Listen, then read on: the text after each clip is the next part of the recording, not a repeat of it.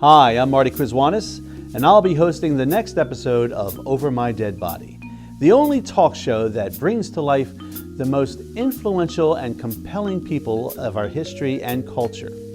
We'll travel to the heart of Silicon Valley for a rare interview with the co-founder of Apple Computers, Steve Jobs. I'll bet you guys think you know everything about him. Think again. Which of these famous actresses do you think I slept with? I'll pick door number one. Let's try all of them. All of them it is. Over My Dead Body with Steve Jobs, coming up.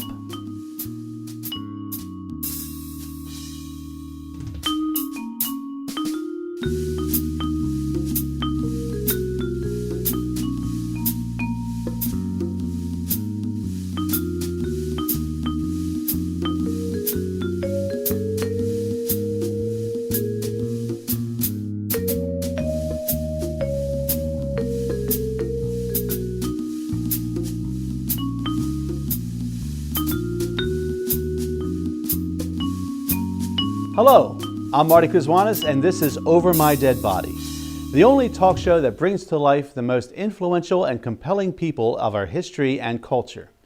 Today we've traveled to Palo Alto, California, the heart of Silicon Valley, more specifically Alta Mesa Memorial Park, where our guest, Apple co-founder and computer pioneer Steve Jobs, has taken up residence. Come on, let's go say hello. As you all know, Steve Jobs invented the Macintosh personal computer, the iPod, the iPad, the iPhone, and a whole bunch of neat stuff like that. I also founded Pixar. Yes, you did. Welcome to Over My Dead Body, Mr. Jobs. Call me Steve. Okay, Steve. First of all, I want to thank you for coming on our show. I realize you're a very busy man and that this is the first interview you've agreed to do since your death in 2011. You're quite welcome, Marty. I'm guessing most of the people watching this show are doing it on an iPhone or an iPad. No doubt. Mr. Jobs, Steve, would you mind telling our viewers a little about your background? Not at all. In 1955, I was placed for adoption. Thank God, because my real father was a Syrian dude named Abdul Fattah Jandali. Try spelling that for the gym teacher. Anyway, my dad, the Muslim, figured my mom's family from the Midwest would never accept him. Like, no shit, Sherlock. So I got placed for adoption. And fortunately, a white couple in San Francisco ended up with my introverted, nerdy ass. And how did that work out? Middle class all the way. I was a precocious little shit like the rest of the kids in my neighborhood. At what point did you get the desire to invent things? When I was 12, I wanted to build a frequency counter but didn't have the parts. So I found William Hewlett in the Palo Alto phone book and dialed his number. He actually answered. Not only did he give me the parts I needed, but he offered me a summer job at HP. I was in heaven. Although looking back on the experience, I think the guy just wanted to molest me. My understanding is that your adoptive dad, Paul, was a repo man. That's why I never liked having license plates on my car. There's a law in California where you don't need license plates for the first 6 months. So every 6 months, I'd get a new Mercedes. And your mom, Clara, was too frightened to love you for the first 6 months of your life for fear of losing you. As a result, I'm still a breast man. Actually, she was afraid my real parents would change their mind and file a lawsuit to get me back. I also read that your mom wanted to return you at age 2. She flip-flopped. First she feared losing me, then she feared keeping me. I think she just wanted an upgrade. Is that why you became a loner? Well, duh. I didn't bathe. Plus I hated people. Still do. I basically wanted to create a bunch of products and connect the world so everybody would leave me the hell alone. What was the best thing that ever happened to you? Meeting Steve Wozniak in high school. I was 13 when we met. He was 18. Love that guy. Although he may feel differently about me, I made him my biatch. Was he your best friend? Steve and Chris Ann Brennan, who I screwed on and off for years, and we had a daughter together. They were my only friends at Homestead High. According to Time magazine, you started Apple with only $1,350. Correct.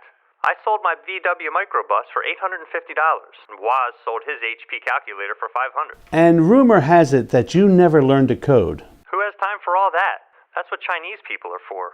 What exactly was your role in the creation of Apple? Simple, Marty. I'm a facilitator. I assemble a group of people, tell them what to do, and then take credit for it. Example. In 1973, Woz designed his own scaled-down version of the Pong video game called Breakout. I showed it to Atari, told them I invented it, and they gave me a job. Did you tell your friend what you did? Hell no. As a matter of fact, they offered me $50 for every chip that I could eliminate without affecting the performance. I told Woz, he worked his ass off for 4 days and eliminated 100 chips, so Atari gave me $5,000. Then I told Woz they only paid me $1,500, and I gave him $750. And just so our audience is clear on this subject, is it true that you never finished college? I attended Reed College for 1 semester and audited classes for 18 months after that, but I never got a degree. However, I didn't jump into the computer thing right away. What did you do? In 1974, I traveled to India and stayed there for 7 months. Why India? I thought it was the thing to do. My old buddy Daniel Kotke and I traveled 8,000 miles to get some enlightenment and meet this jerk-off guru. When we got there, it turned out he died the year before. So I shaved my head and came home and told everybody that we met and became close friends. You came home with a shaved head? Yep, that's when everybody really started taking me seriously. And you were up and running? More or less.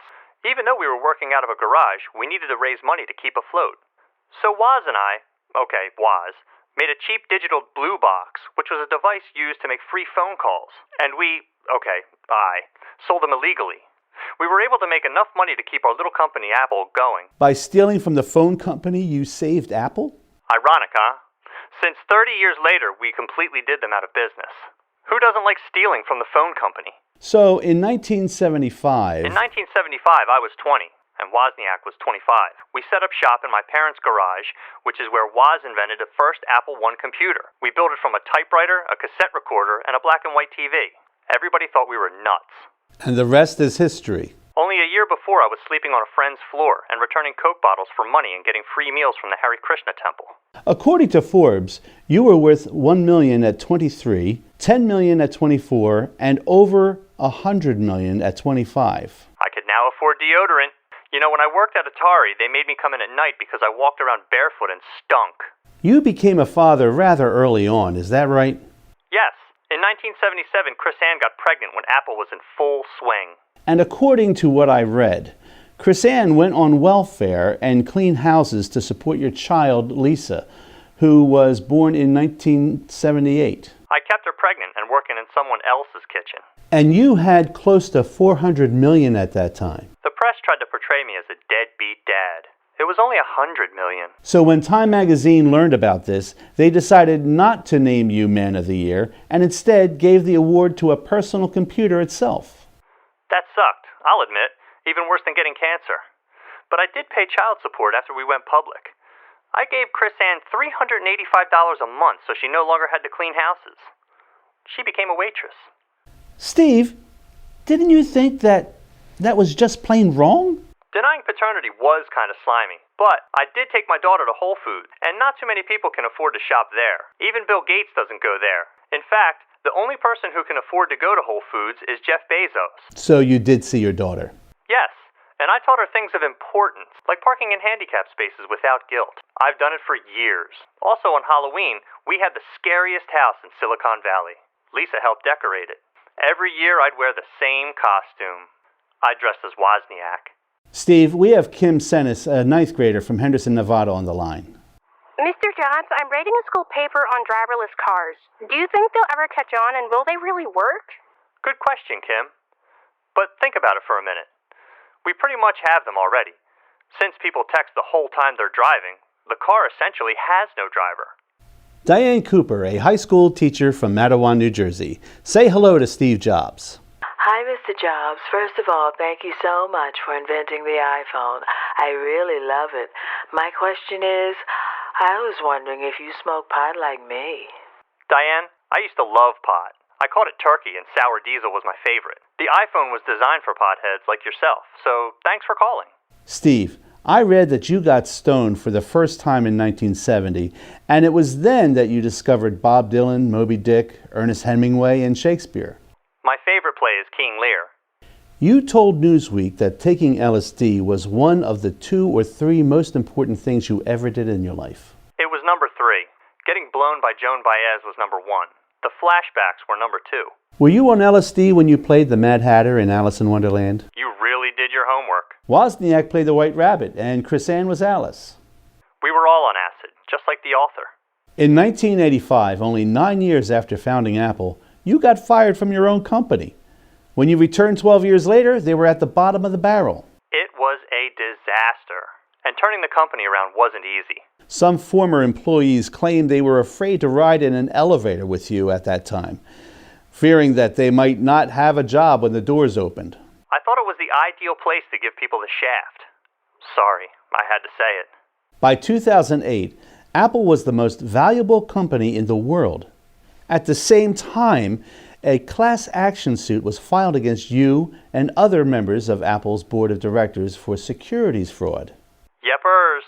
We stole more money than Bernie Madoff by backdating stock transactions. Not bad for a guy with a GPA of 2.65. Michael Klatskin from Naples, Florida, you have Steve Jobs on the line. Mr. Jobs, What's up, Michael? 2 things. First, how can you live with yourself hiring all those Asian kids? And second, how is sex with Diane Keaton? If you're referring to child labor, Michael, I'm a big believer in giving kids a leg up. Bill Hewlett gave me a summer job at HP when I was 12, and I spent all day putting screws in frequency counters. And look where I am now. Well, not exactly now. You've got a twisted mind, pal. As for Diane Keaton, I was surprised at how tight she was, considering Warren Beatty, Al Pacino, and even Woody Allen had spent time in it. All she did was lay there and talk like Annie Hall. Now, Joan Baez was another story. She rode me like a racehorse. Not bad for an anorexic computer nerd, eh? You're a piece of work. Steve, Ashton Kutcher and Michael Fassbender both portrayed you on the big screen. Who did a better job? Michael Fassbender was by far the superior actor. But I prefer Ashton Kutcher because he got to sleep with Demi Moore and Mila Kunis. In October of 2003, after making Apple the most successful company on the planet, you were diagnosed with a rare type of pancreatic cancer. Unfortunate, but true. According to the chief surgeon at Sloan Kettering in New York, by neglecting immediate treatment, you essentially committed suicide. Yes, I fucked up big time. I had the only type of pancreatic cancer that's treatable. All I needed was a fairly simple surgery called the Whipple procedure. But You thought different? I walk my talk. So I went to Mexico for an herbal bowel cleansing. The people there sedated me and stuck a cactus mint douche up my Silicon Valley ass. When I woke up, I couldn't remember a thing. Except that the Cosby Show was on in the background. Did you ever have the Whipple procedure? Eventually, but by then the cancer had spread to my liver. In 2009, you underwent a liver transplant at Memphis Methodist University Hospital. During the donor screening process, I learned that I had the same rare blood type as Tim Cook. Your CEO? Apparently, you can remove a portion of a liver and it'll regenerate. So Tim offered me a portion of his liver. And you turned it down? I played it off by saying, "Does it come with fava beans and a good Chianti?" But seriously, I didn't want a liver that had so much semen pass through it. I'm funny that way. After you died, Tim Cook announced to the world that he was gay. Like it was such a big secret. Once you swallow a dick, word gets around fast. Yum, yum. Exactly. So you resigned on August 24th, 2011, and died at home on October 5th. According to your official biographer, Walter Isaacson, your final words were, "Oh wow, oh wow, oh wow." I had it arranged that at the exact moment of my death, my wife would yank a daisy chain out of my ass like she was starting a lawnmower. I came and went at the same time. Were you really worth $8.3 billion at the time of your death? I'm definitely the richest man in the cemetery. Just look around you. My neighbors are David Packard, Shirley Temple, Tennessee Ernie Ford. Even the guy who invented the transistor is here. Talk about networking. At least you have intelligent neighbors. Are you aware that after you died, Apple, Microsoft, and Disney all flew their flags at half-staff?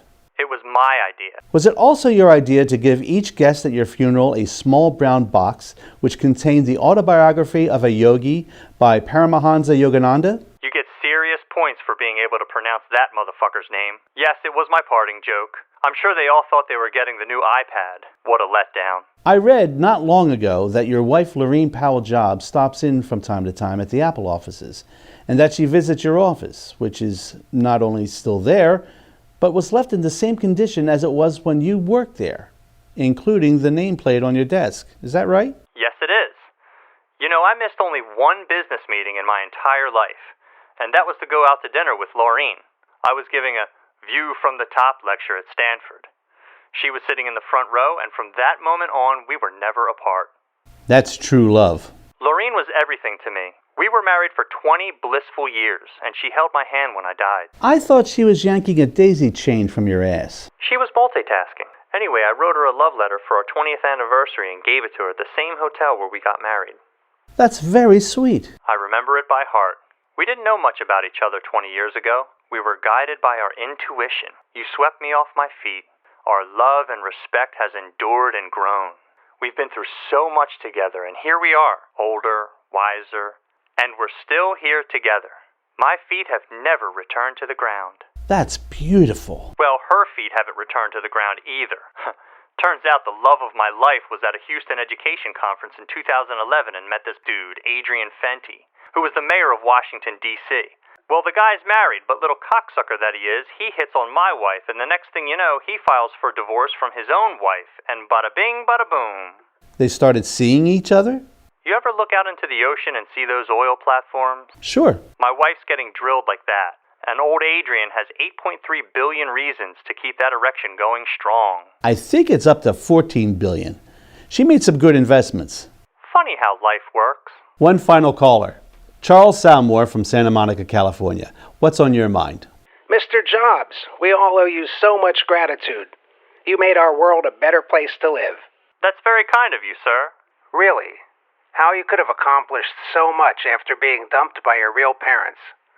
I mean, in the 56 years you were on this earth, you co-founded Apple, Pixar, and obtained a mind-boggling 342 design patents.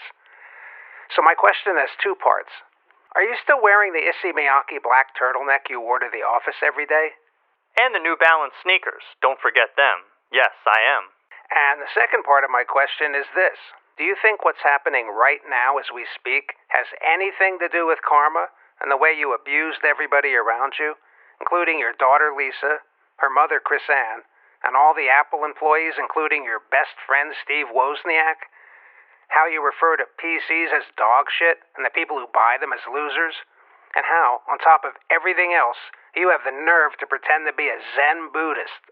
What do you mean by saying what's happening right now as we speak? I have a tech buddy who knows your wife Lorene and her boy toy Adrian. And I'm told that as one of the many, and I mean many, sex games they play, they both wear black turtlenecks and rip them off each other every day. Then Stud Muffin yells, "Think different," as he drills your widow, Mrs. Jobs, hard with his BBC. And I don't mean the British Broadcasting Corporation. What goes around comes around. Oh, God. And I love your stupid quotes. Don't let the noise of others' opinions drown out your own inner voice. Stay hungry, stay foolish. The ones who are crazy enough to change the world are the ones who do. You piece of shit, asshole motherfucker. Oh, God. It appears that Steve Jobs has gone into Zen mode. Yes! Michael S. Rosenwald of the Washington Post said, Jobs was charming, loathsome, lovable, obsessive, and maddening. I think this may all be true. Thanks for joining us today. We'll see you again soon on the next episode of Over My Dead Body. She took all my money!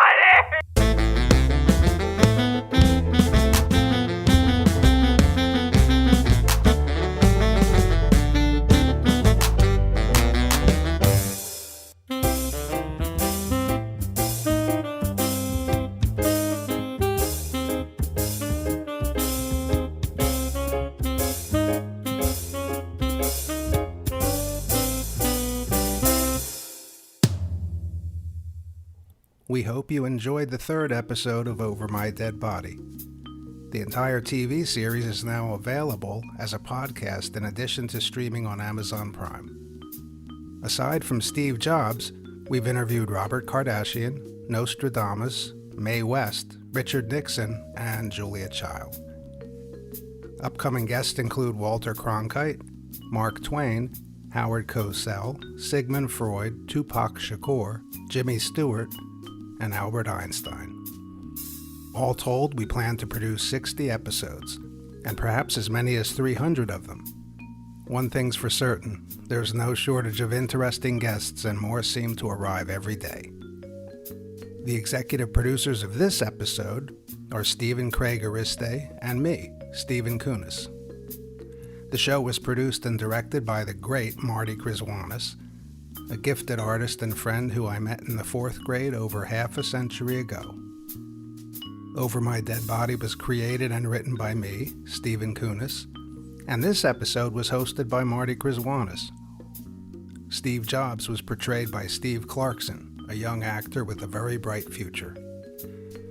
The telephone callers were played by Cheyenne Donnell, Patricia Gales, Casey Shoemaker, and Shakna Kunis. Sound recording was provided by Casey Shoemaker, and the editing was done by Marty Kriswanis and Saeed Mohammed. The catchy theme music, both at the beginning and end of the show, was composed and performed by Marty Kriswanis. As you may have guessed, Marty is one talented guy. Very special thanks go to Norman Lear, my mentor and friend for almost 40 years, and to my old boss, Johnny Carson, for suggesting to me that a talk show with a fantasy wish list of guests would be a wonderful idea. Finally, the staff at PhillyCam in Philadelphia provided much-needed encouragement and expertise required to turn our TV series into a podcast, which will allow us to educate and entertain even more people.